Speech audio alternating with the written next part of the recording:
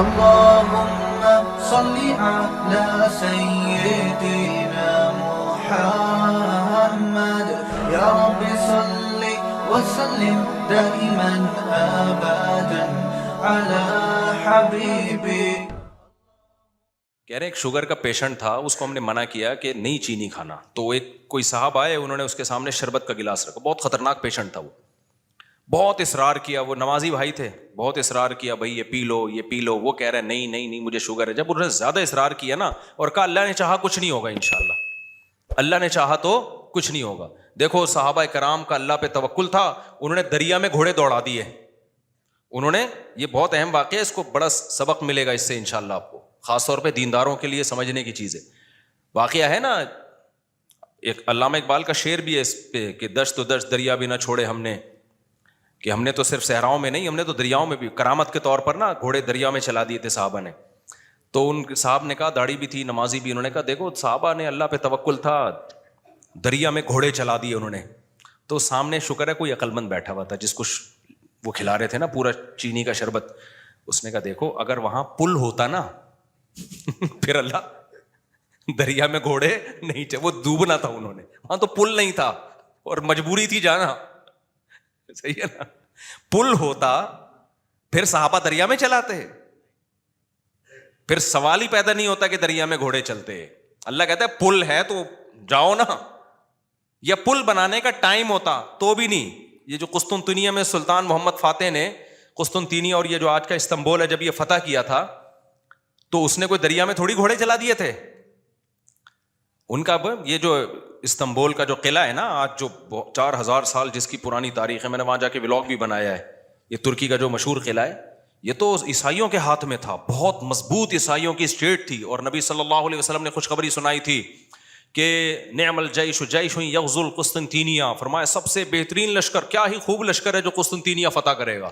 آپ مکہ میں اور ترکی کی فتوحات کی خوشخبریاں دے رہے ہیں. ہمارے نبی کا یہ ویژن دیکھو, ایک پیغمبر جو نہ لکھنا جانتے ہیں نہ پڑھنا جانتے ہیں, لیکن کتنے کانفیڈنٹلی وہ کہہ رہے ہیں کہ کیا خوب لشکر ہوگا جو قسطنطینیہ کو فتح کرے گا, اور خوشخبری دی, جنت کی بشارت دی. اسی وجہ سے مسلمان فاتحین شروع سے لگے ہوئے تھے اس میں, لیکن نہیں ہو پا رہا تھا. تو سلطان محمد فاتح نے کیا کیا, وہ بھی فوجیں لا کے بٹھا دیں, لیکن اتنا مضبوط قلعہ ہے وہ جا ہی نہیں پا رہے بھائی. تو مشورہ ہوا, اب انہوں نے یہ نہیں کیا کہ جی ایک طرف سے سمندر ہے, وہاں بھی سمندر کٹا ہوا ہے نا, آپ میپ میں دیکھ سکتے ہیں, تو سمندر میں ہم کیا کرتے ہیں, بسم اللہ ہی اللہ پڑھ کے سمندر بھی نکل جاتے ہیں, بڑھ جانا, ڈوب جانا تھا انہوں نے, اور کیا.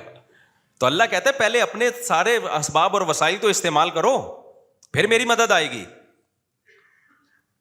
تو سلطان محمد فاتح نے مشورہ لیا, بھائی کیا کریں یار, یہ تو ناممکن ہے, پیچھے پورا یورپ تھا نا, وہاں سے بھی تو مدد آ رہی تھی ان کی, تو ناممکن تھا اسباب کی دنیا میں بھی. 600 سال ہو گئے, علاقہ ہی نہیں فتح ہو کے دے رہا, اب تو کچھ کرنا پڑے گا کہ نہیں کرنا پڑے گا, اب تو کچھ کرنا ہے بھائی. تو ماہرین بیٹھے, انہوں نے مشورہ دیا, استخارہ نہیں نکالا, خوب سمجھ لو کہ استخارہ نکال کے دیکھتے ہیں فتح ہوگا تو ٹھیک ہے, نہیں تو واپس چلو. دیکھو وہ اسباب بھی اختیار کرتے تھے اور اللہ سے دعائیں بھی. سلطان محمد فاتح کے لشکر میں ہمیشہ کوئی نہ کوئی اللہ والے بزرگ اس وقت کے ہوتے تھے, ان کو صرف دعاؤں کے لیے لے کے جاتا تھا. وہ دیکھتا تھا نا ایک بزرگ ہیں, وہ لڑ نہیں سکتے, بوڑھے ہیں, کوئی بات نہیں حضرت آپ ہماری صف میں ہوں گے, ذکر کریں گے اور اللہ سے دعائیں, کیونکہ اللہ تقوی اور ذکر پر مدد کرتا ہے. تو ایسے سیکولر نہیں تھے کہ ہم اپنی توپوں پہ اعتماد کر لیں خالی, نہ نہ نہ, ہمیں اللہ والے بزرگ بھی چاہیے. تو ایک نہ ایک بزرگ اس کی صف میں ہوا کرتے تھے جن کا کام ہے اللہ سے دعائیں مانگنا. خود بھی مانگتا تھا, لیکن بھائی وہ اپنے آپ کو سمجھتا تھا ہم اس لیول کے نیک نہیں ہیں, تو ایسے ایک بزرگ ہوں گے, ان کی برکت ہوگی, اللہ ہمیں فتح دے گا. اور دوسرا اسباب بھی دبا کے استعمال کیے انہوں نے. سلطان محمد فاتح نے جب دیکھا نا یہ اتنا بڑا قلعہ اور اتنی چوڑی دیوار, میں نے وہ ولاگ پہ آپ دیکھ لیں, اس پہ اتنی چوڑی دیوار ہے بھائی, اس پہ تو پوری بیل گاڑیاں چلتی تھیں دیوار کے اوپر, امپاسبل, ناممکن اس کو فتح کرنا. تو سلطان محمد فاتح نے بزرگ بھی رکھے اپنے پاس, اللہ اللہ بھی ہو, ذکر بھی ہو, اور پھر اپنے انجینئرز کو آرڈر دیا, دنیا کی سب سے بڑی توپ بنائی اس وقت اس قلعے کو فتح کرنے کے لیے, جس کو دیکھ کے آدمی, وہ توپ میں دیکھ کر آیا ہوں اس کا ڈیزائن, یا شاید وہی توپ رکھی ہوئی, مجھے یاد نہیں ہے. اتنی بڑی توپ بنائی ہے نا, اس سے جو لوہے کا گولا نکلے گا تو دیوار میں کچھ ہلائے گا تھوڑا سا, وہ دیوار کچھ ایسے جب 1200 1000 2000 گولے نکلیں گے تو شاید دیوار میں کچھ دراڑ آ جائے.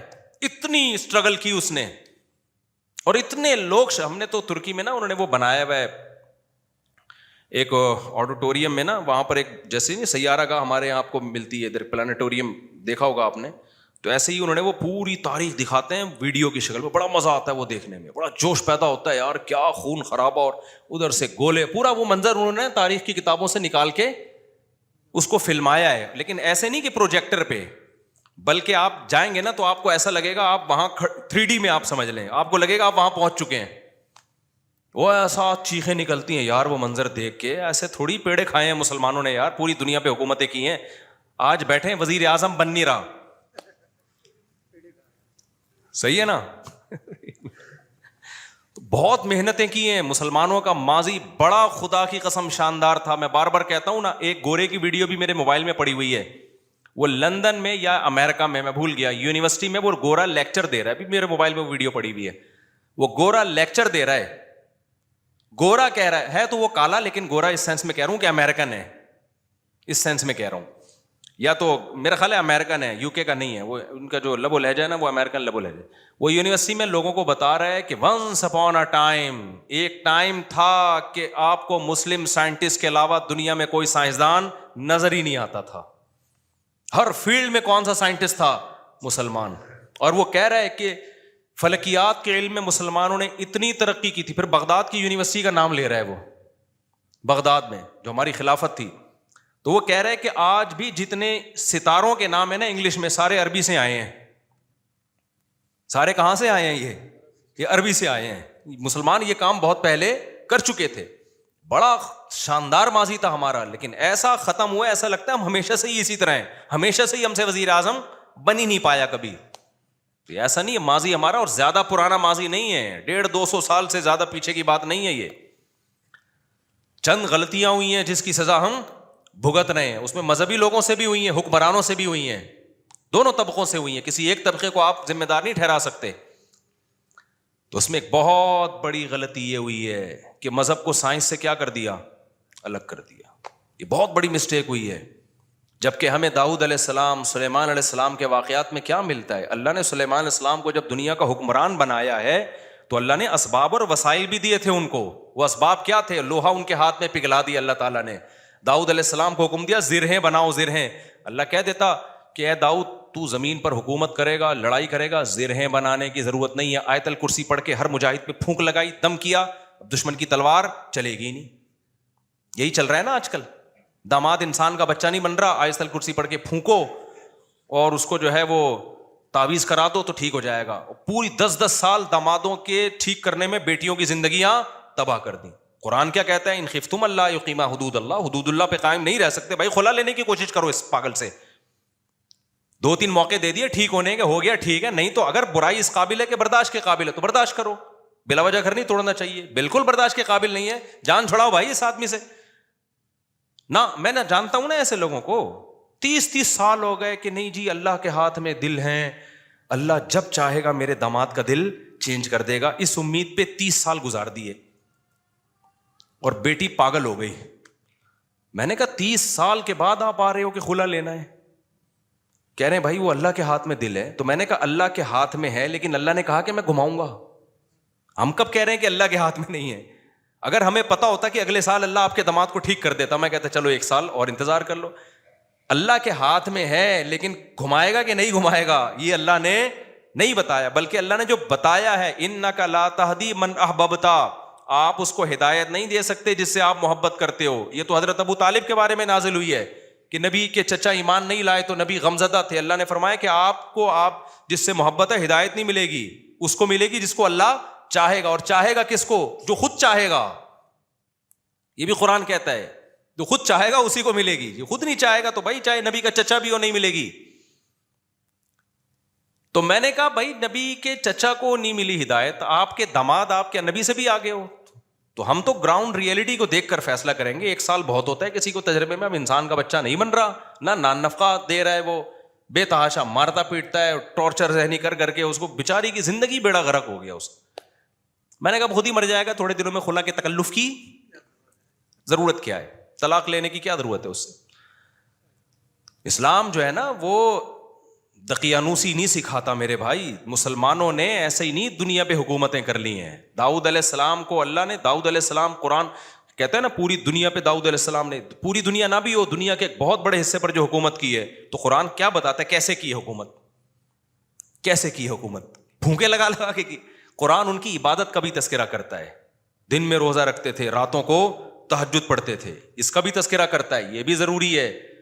ورنہ ایک سیکولر فوج میں, مجاہدین میں اور ایک مذہبی لوگوں میں کوئی فرق نہیں رہے گا. اللہ کہتے ہیں جب تم اللہ کی راہ میں لڑو گے کثرت سے اللہ کا ذکر کرو, کیونکہ تم لڑ رہے ہو اللہ کی مدد پہ, تو اللہ کو یاد بھی تو رکھو نا, لیکن ساتھ ساتھ اسباب اور وسائل بھی خاندانی طریقے سے استعمال کرنے ہیں. تو اللہ نے داؤد علیہ السلام کو کیا کہا, زرہیں بنائے لوہے کی. اور کیسے کہا, یہ بھی نہیں کہا کہ بنا دیں بس, باقی میں خود ہی جوڑ دوں گا. قدر فی السرد, ان کی لڑیاں جوڑنے میں بھی اندازوں سے جوڑیں, کہ کیسے اس اندازے کا مطلب کیا ہے, کیونکہ جب زرہیں بنائی جاتی ہیں نا لوہے کے لباس جو جنگ میں استعمال ہوتے ہیں, تو ظاہر ہے جس فوجی کے لیے, جس مجاہد کے لیے بنوائی جا رہی ہیں, اس کو لیٹنا بھی ہوگا, اس کو بیٹھنا بھی ہوگا, اس کو گھوڑے پہ چھلانگ لگا کے بیٹھنا بھی ہے, تو وہ موویبل ہوں, وہ مڑ سکیں آسانی سے, تو اس کے لیے بہت ٹیکنیکل طریقے سے اس کو ایڈجسٹ کرنا ہے. تو قدر کا مطلب اس کی ایڈجسٹمنٹ بڑی خاندانی ہونی چاہیے. نہیں آئی میرا خیال ہے بات سمجھ میں. یہ بھی نہیں کہا کہ اللہ میاں نے کہ زرہیں بنانے رسی سے جوڑ لینا, یہ ایک تار نہیں ہوتی جو الیکٹریشین کے پاس ہوتی ہے, یہ والی تار سے یوں کرنا. ہمارے یہاں جگاڑو کام ہو رہے ہوتے ہیں کہ نہیں ہو رہے؟ جاپان میں جگاڑو کام نہیں ہوتے. ہمارے ہر کام کیا ہے, کمپیوٹر کو بھی ٹھنڈا کر رہے ہیں پنکھے پہ نہ آگے. میں نے نیٹ پہ ایک ویڈیو دیکھی ہے, سسٹم کو ٹھنڈا کرنے کے لیے نا ایک الگ سے پنکھا چلایا ہوا ہے جو کمپیوٹر کو کم اور آپ کو زیادہ ٹھنڈا کر رہا ہے, منہ پہ ہوا آ رہی ہے ڈائریکٹ اس کی. خیر, تو قدر فی السرد, مینجمنٹ اسلام کا ایک حکم ہے. صفوں کو سیدھا کرنے کا حکم ہے یا نہیں ہے؟ اللہ میاں کہتے ہیں نماز پڑھنے آؤ, تھوڑے بہت آگے پیچھے ہو گئے کوئی مسئلہ نہیں ہے یار, قبول کرنے والا کون ہے؟ اللہ ہے, کر لے گا. نہ اتنی بھائی جب کھڑے ہو سیدھے تو پھر سیدھے ہونے چاہیے, ذرا سا بھی پیٹ آگے نکلا ہوا نہ ہو, سینہ آگے نکلا ہوا نہ ہو. نبی صلی اللہ علیہ وسلم اقامت کے بعد کیسے صفوں کو سیدھا کرتے تھے؟ مینجمنٹ آج دیندار لوگوں میں ختم, سارے باتیں الٹی ہو رہی ہیں, اللاجیکل باتیں کروا لو. کورونا میں تو دماغ پی گئے تھے لوگ ہمارا, جب کووڈ پہ ہم نے کہا نا ڈاکٹر کہہ رہے فاصلہ رکھو تو رکھ لو فاصلہ. ہر آدمی بھائی توکل کے چکر میں کورونا والا آدمی منہ پہ جا کے چھینک رہا ہے لوگوں کے. یہ کون سا اسلام ہے بھائی؟ خیر, تو وہ اس کی بات بڑی پیاری تھی نا. میں داؤد علیہ السلام کا بتا رہا تھا نا کیسے زرہیں بنائی انہوں نے اور کتنی پاورفل حکومت, پھر فوج تیار کی ہے. پھر سلیمان علیہ السلام کو آپ دیکھ لو, ان کا تخت تھا, ہیرے جواہرات تھے, اور کیسا تاج تھا ان کا, یہ بھی بھرم کے لیے.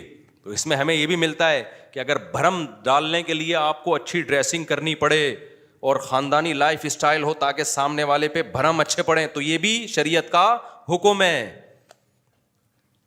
جیسے حضرت معاویہ رضی اللہ تعالیٰ عنہ کا بڑا شاہانہ لباس تھا, تو کسی نے حضرت عمر کو شکایت لگائی کہ یہ گورنر بنے اور اتنا بہترین خوبصورت لباس پہن کے چلتے ہیں پھرتے ہیں, یہ تو دنیا سے محبت کی علامت ہے. حضرت عمر تو پھٹے پرانے کپڑے پہنتے تھے, پیون زدہ کپڑے پہنتے تھے. تو حضرت عمر نے خط لکھا, بھائی یہ کیا شکایت ہے؟ حضرت معاویہ نے فرمایا یا رسول اللہ, میں جن لوگوں پہ حکومت کر رہا ہوں, یا امیر المومنین, میں جن لوگوں پہ حکومت کر رہا ہوں نا, ان کی نظر میں, میں مفہوم بیان کر رہا ہوں, ان کی نظر میں لباس کی بڑی ویلیو ہے. یہ مجھے ویلیو نہیں دیں گے اگر میں غریبوں والا لباس پہن کے گھوموں. تو یہ سیاست تھی ان کی, اور یہ حقیقت ہے کہ آپ کا سب سے پہلا امپریشن کس کا پڑتا ہے؟ آپ لباس کا پڑتا ہے. آپ کے لائف اٹھنے بیٹھنے کا اسٹائل کیا ہے آپ کا, وہی آپ کے کپڑے میں 10 قسم کے پیوند لگے ہوئے ہوں, اگلا کہے گا ابے بھائی یہ تو شاید ان کے پاس پیسے ہی نہیں ہے تو ہم سے کیا لڑیں گے یہ, ٹھیک ہے نا. تو لڑائی کے لیے ظاہر حضرت معاویہ کے پاس جب دشمن کے وفود آیا کرتے تھے تو ان کی ڈریسنگ دیکھ کے ان کو اندازہ ہو جاتا تھا بھائی یہ چھوٹے لوگ نہیں ہیں. سوال پیدا ہو پھر حضرت عمر نے ایسا کیوں کیا؟ بھائی وہ ان کو ویسے ہی اتنا اللہ نے روب دیا تھا کہ وہ ان کپڑوں میں ہی بہت روب تھا ان کا. اور ہمارے نبی صلی اللہ علیہ وسلم کے جو پیون زدہ کپڑے تھے, تو حدیث میں تو آتا ہے نبی کے چہرے پہ اللہ نے اتنا روب ڈال دیا تھا کہ 1 مہینے کی مسافت سے دشمن کانپنے لگتا تھا. کہ نارملی حکم جو شریعت نے دیا ہے بھائی, آپ کی ڈریسنگ, آپ کا لباس سارا کیا ہونا چاہیے؟ سوٹیبل ہونا چاہیے. کوئی چیز ایسی نہیں ہونی چاہیے جو سوسائٹی آپ کو کوئی گرا ہوا آدمی سمجھنا شروع کر دے. سمجھ میں آ رہی ہے بات کہ نہیں آ رہی ہے؟ نہیں آتی, لیکن جب رشتہ لینے جاتے ہو تو پھر آتی ہے. پھر نہا دھو کے ڈیٹول سے نا 3 پیس سوٹ پہن کے جائیں گے, پھر مجال ہے کوئی پیون زدہ کپڑے پہن کے چلا جائے. تو سادگی ہے تو پھر جانا چڈی بنیان دھوتی بنیان میں جا بھائی تو وہاں پہ. کیونکہ ہر وقت نا لوگ علماء کو یہ دیکھو سادہ ہونے چاہیے, ان کی پگڑی دیکھو, ان کے کپڑے دیکھو, اور ہمارے تو کوئی ہیں بھی نہیں. تو خیر, تو وہ میں جلدی سے وہ بتا دوں نا, وہ جو شربت کا گلاس رکھا نا, تو وہ ڈاکٹر صاحب مجھے واقعہ سنا رہے تھے, آج ہی کی بات ہے. شوگر کے بڑے اسپیشلسٹ آئے ہوئے تھے, گپ شپ تھی ان کے سے. تو وہ کہنے لگے کہ اس نے کہا کہ دیکھیں جو صحابہ نے دریا میں گھوڑے دوڑائے تھے نا, پل نہیں تھا وہاں پہ. اگر پل ہوتا تو وہ دریا میں گھوڑے نہیں دوڑا, اور اگر پل بنانے کا ٹائم ہوتا پھر بھی نہیں دوڑا. پھر یہ میں اپنی طرف سے ایک اضافہ کر رہا ہوں, پل بنانے کا ٹائم ہوتا, اسباب و وسائل ہوتے, پھر بھی نہیں جاتے. اور واپس جا کے دوبارہ آنے کا ٹائم ہوتا پھر بھی دریا میں گھوڑے نہیں ڈالتے. وہ ایک مجبوری تھی کہ اس کے علاوہ کوئی آپشن تھا نہیں. تو سلطان محمد فاتح نے بھی یہی کیا ہے. اس نے کیا کیا کہ بزرگ بھی رکھے ہوئے, اللہ سے دعائیں مانگے, اور پھر اسباب اور وسائل اختیار کیے. بھائی یہاں پانی ہے تو پانی کو کراس کرنا ہمارے لیے, سوری پیچھے سمندر ہے, بیچ میں خشکی ہے, پانی نہیں تھا, خشکی سے ہٹ کے آگے پانی ہے. تو اب آگے ہم گھوڑوں پہ جائیں گے اگر, تو گھوڑا پانی میں نہیں جا سکتا. تو انہوں نے یہ نہیں کہا صحابہ کرام نے پانی میں گھوڑے دوڑا لیے تھے تو ہم بھی خشکی تک جائیں گے, اور قسطنطنیہ میں بیک سائڈ سے حملہ کرنے کے لیے نا, باقی بسم اللہ ہی توکلت علی اللہ پھونکوں والی سرکار ہوتی تو مسئلہ ہی حل ہو گیا تھا یار. یہ تو پہلے ذہن میں آ جاتا نا, میرے بہت لیٹ آیا دماغ میں. ایک شف سرکار حضرت وہ سلطان محمد فاتح اپنے پاس رکھتا شف, اور پورا قسطنطنیہ ہی بڑھ جاتا پورا. ابھی جو الیکشن میں ہوا ہے نا, آپ کو پتا ہے نا, جو ووٹنگ ہو رہی تھی, فلاں جیت رہا ہے, میم بنائی پاکستانیوں نے, اوپر جا رہا ہے اوپر جا رہا ہے, شف ایک دم وہ نیچے ہوا, بڑی ٹائٹ میم بنائی ہے کہ الیکشن میں یہی ہوا ہے. بندہ کون جیت رہا ہے, ایک دم شف کر کے شف, فوراً نیچے. ایسے ہی رپورٹیں چینج ہو رہی تھی نا الیکشن کی, جو لوگ ٹی وی کے آگے یا خبروں میں بیٹھے ہوئے تھے. تو پاکستان میں ایک سرکار ہے جس کو سچی مچی کی شف سرکار ہے, وہ تو عز منتشا وہ تو ذل منتشا. تو اس لیے جو سیاست دانوں میں جو سمجھدار لوگ ہیں نا, وہ اس جو پاکستان کی جو اصل شف سرکار ہے نا, اس سے بنا کے رکھتے ہیں. ٹھیک ہے کہ ہم بے شک ایک ووٹ بھی نہ ملا, جب انہوں نے کہا شف, فوراً ہم کہاں چلے جائیں گے اوپر. تو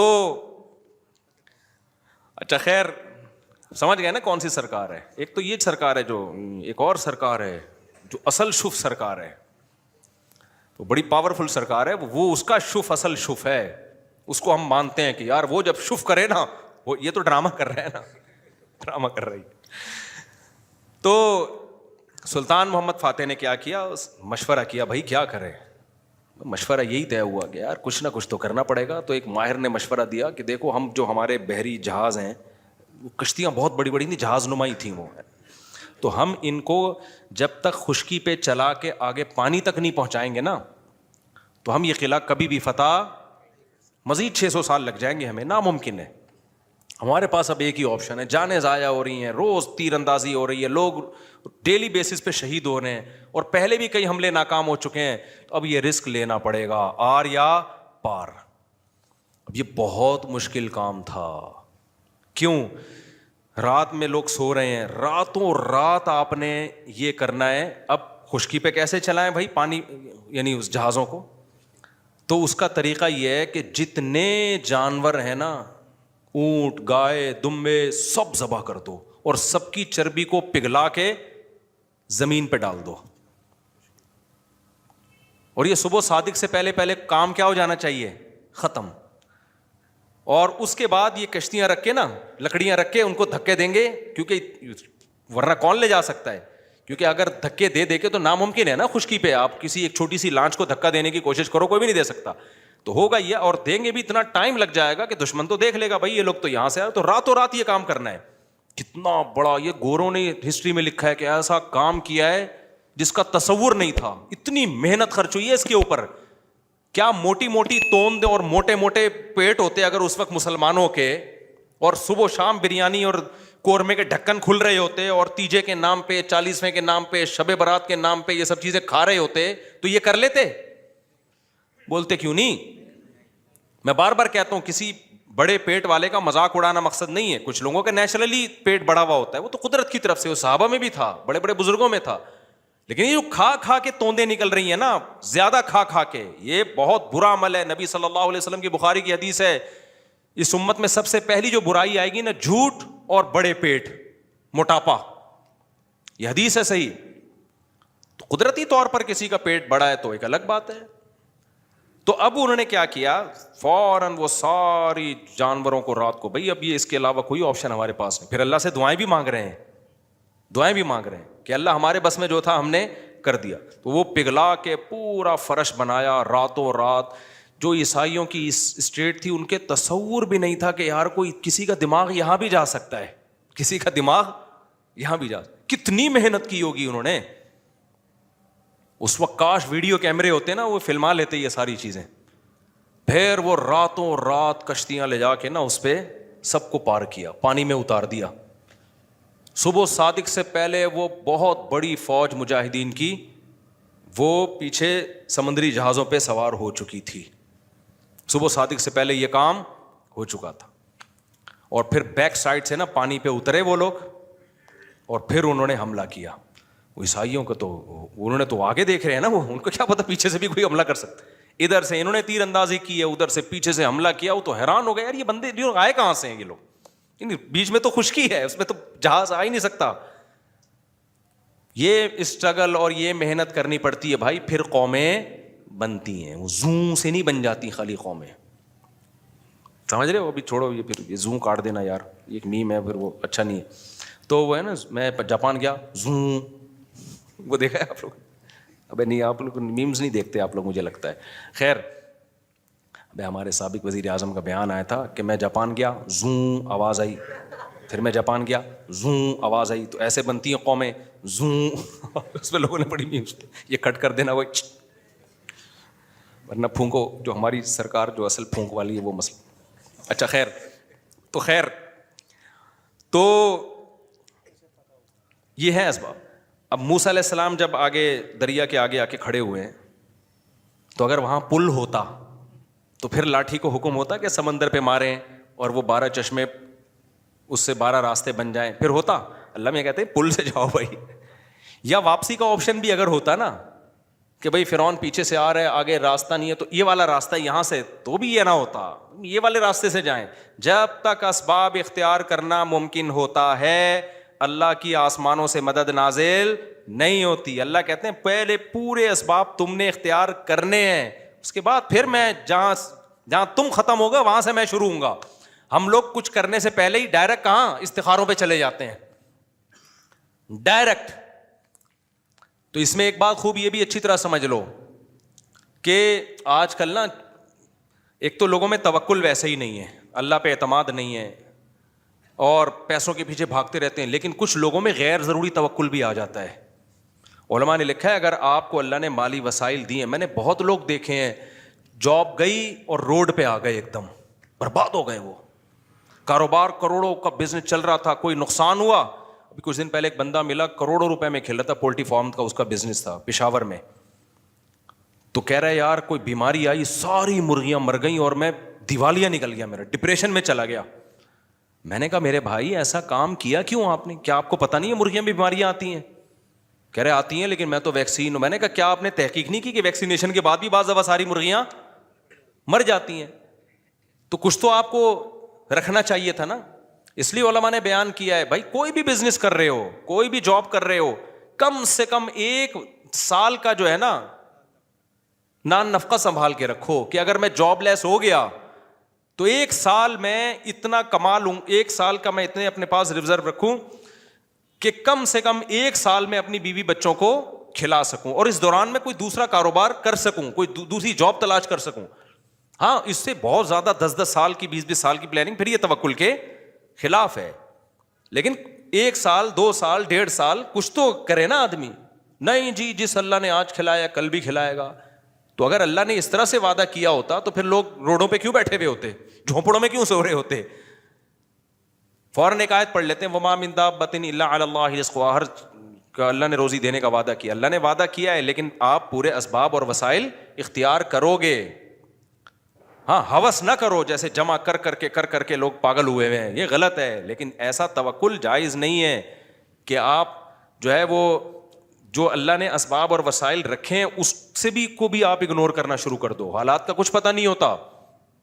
مولانا تھانوی رحمہ اللہ تعالیٰ تو بہت توکل والے تھے لیکن اس میں بہت حساس تھے. وہ کہ جب زبان سے جو منہ سے نوالا چھنتا ہے نا، ایمان بھی جاتا ہے آج کل لوگوں کا.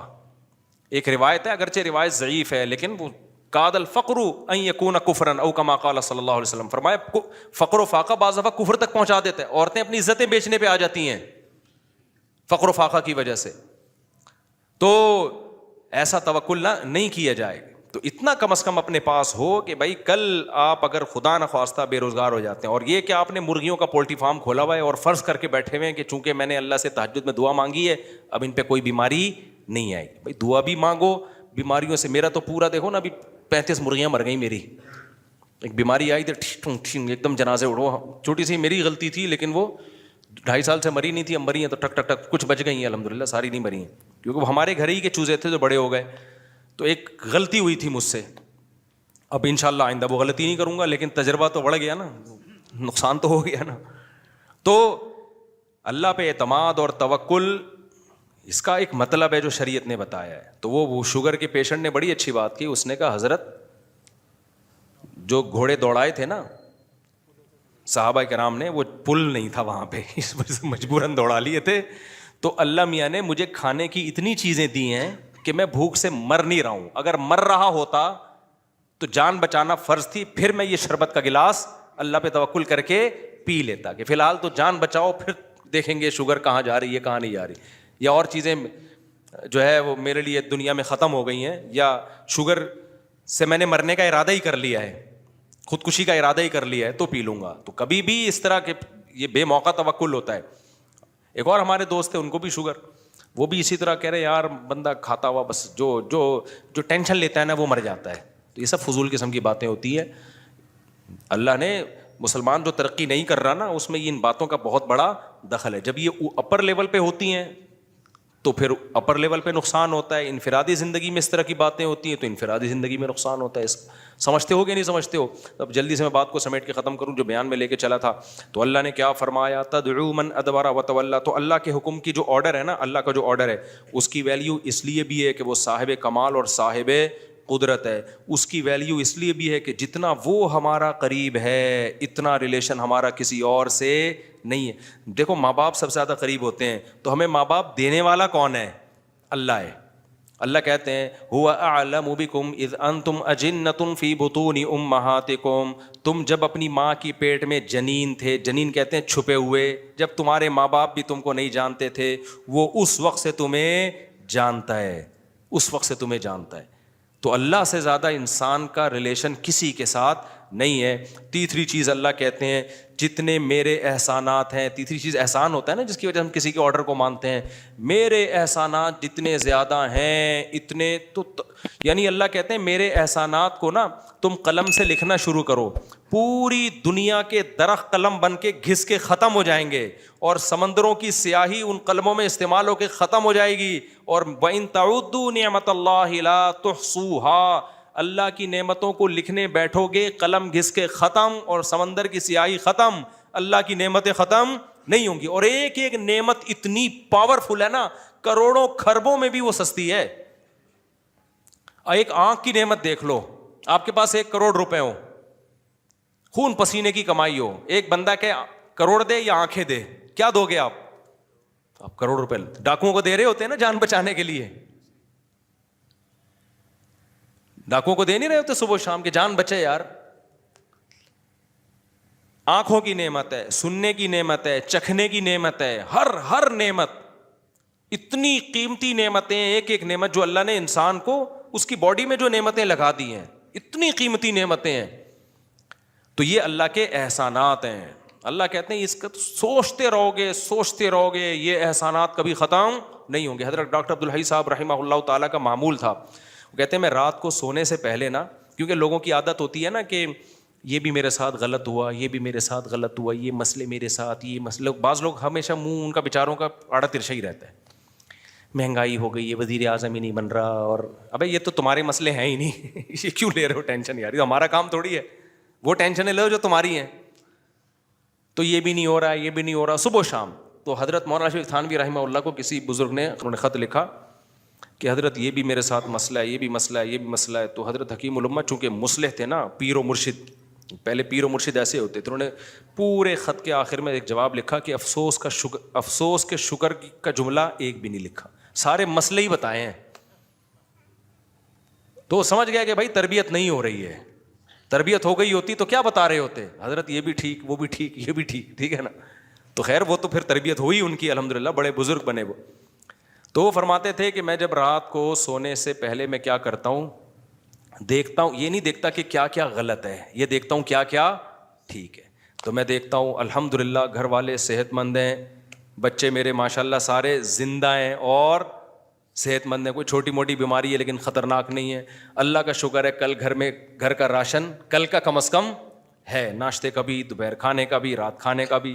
اللہ کا شکر سونے کی جگہ بھی ہے. بہت سے لوگوں کے پاس رات کو سر چھپانے کی جگہ نہیں ہے. بہت سے لوگوں کو ایسی خطرناک بیماریاں لگی ہوئی ہیں, بڑے بڑے 1000 گز کے بنگلوں میں ایئر کنڈیشن روم میں سو رہے ہیں. کینسر ہے خطرناک, کوئی ٹی بی ہوئی ہوئی ہے, کوئی ایسی ڈینجرس بیماری ہوئی ہوئی ہے, ہم ان سے کروڑا گنا اچھے ہیں. تو ہر چیز میں نا اللہ کا شکر, اللہ کا شکر, یہ نعمت, یہ نعمت, یہ نعمت. اس سے کیا ہوتا ہے, دل میں اللہ کی محبت پیدا ہوتی. پانی مل رہا ہے, کھانا مل رہا ہے, کتنی نعمتیں. اور سب سے بڑی نعمت ایمان, ہم اس اللہ کو پہچانتے بھی ہیں جس نے ہمیں پیدا کیا. تو اس طرح سے نا سوچنا چاہیے ہمیں بھی. جب پانی بھی پیو نا, حدیث میں آتا ہے اللہ بندے سے خوش ہو جاتا ہے جب وہ الحمدللہ کہتا ہے آخر میں, کافر نہیں کہتا. آپ کسی سیکولر, آج کو مسلمانوں میں بھی کافروں جیسے بہت ہو گئے ہیں, آپ بولو نا الحمدللہ بولو تو غصہ کرے گا آپ کے اوپر. کسی مولویوں کے پاس سے لگ رہا ہے بیٹھ کے آ رہا ہے, مولویوں کے پاس سے بیٹھ کے آ رہا ہے, بھائی سبحان اللہ الحمدللہ مولویوں کی باتیں. بھائی مولویوں کی تھوڑی ہے یار, یہ جس نے تمہیں دیا ہے آسمان سے برساتا ہے تمہارے لیے. پھر کہتا ہے, اللہ کہتا ہے کہ فسلکہ ینابیع فی الارض, زمین کے سوتوں میں داخل کرتا ہوں. ارأیتم ان اصبح ماؤکم غورا, بتاؤ یہ پانی اور نیچے چلا جائے تو کون ہے جو نکال کے لائے گا. پانی ایک سطح تک نیچے جاتا ہے, پیٹرول والی سطح پہ نہیں پہنچتا پانی. اللہ نے ایک نظام بنایا ہوا ہے, بھائی یہاں تک جائے گا, اس سے زیادہ نیچے, ورنہ کون سی چیز ہے جس کو نیچے جانے سے روک رہی ہے, اور نیچے چلا جاتا.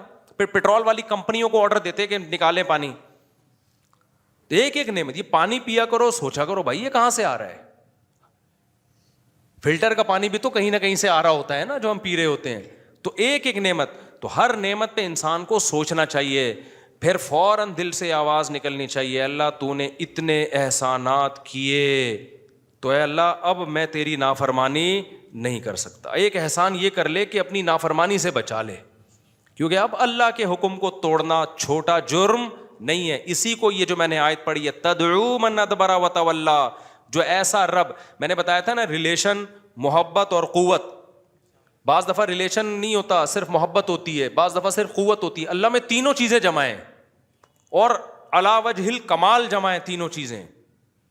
محبت بھی ہے, ریلیشن بھی, اور طاقت بھی, ایک ہی ذات میں. اور ایسی طاقت جو کسی میں نہیں, ایسا ریلیشن جو کسی میں نہیں, ایسے احسانات جو کسی میں نہیں.